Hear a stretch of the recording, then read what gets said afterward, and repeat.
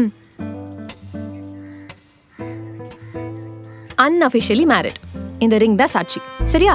ம். அப்புறம் டேய், எவ்வளவு சீரியஸா பேசிட்டு இருக்கேன். கிஸ் பண்ண வர? ஏய், ரிங்கு மாத்திரம் கிஸ் பண்ணுண்டி. ஹாலிவுட் படலாம் பார்த்ததுல? Okay, you continue. டேய், அடுத்த வருஷம் இந்த டைம்லாம் நம்மளுக்கு கல்யாணம் இருக்கணும்டா. ம், பண்ணலாம். பண்ணலாம்னா எப்படி பண்ணுவ? நான் உன் பக்கத்துல இருப்பேன். நம்ம முன்னாடி 100 பேர் இருப்பாங்க.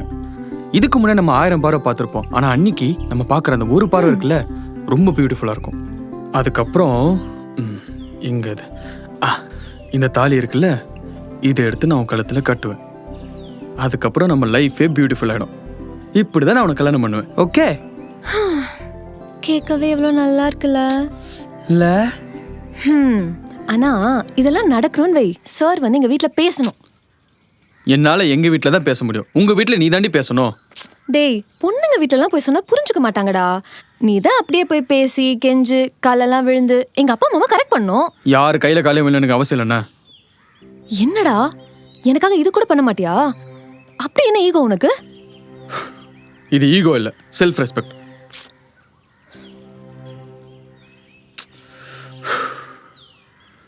நீ உங்க வீட்ல சொல்லு, அவங்க புரிஞ்சுப்பாங்க. ஒருவேளை புரிஞ்சுக்கலனா நம்ம பார்த்துக்கலாம். இதே நேரம் அடுத்த வருஷம் 2025க்கு நம்ம 2 பேருக்கு கல்யாணம் இருக்கும். ஓகே? டைம் என்ன?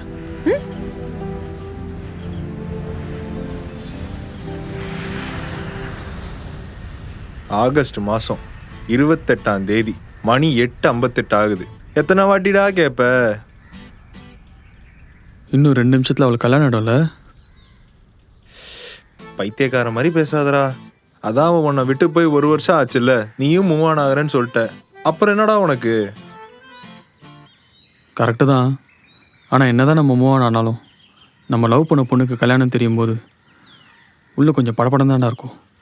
பர்மிஷன் இல்லாமல் அழுவு வரும், பசிக்காது. ஆனால் எல்லாமே இது ஒரு நாள் தான்டா, அதுக்கப்புறம் மறந்துடுவேன். என்னமோ பண்ணு, ஆனால் இனிமேல் என்கிட்ட டைம் மட்டும் கேட்காத. அதான் வாட்ச் இருக்குல்ல, நீயே பார்த்துக்க. லவ் பண்ணுற மூஞ்ச பாரு.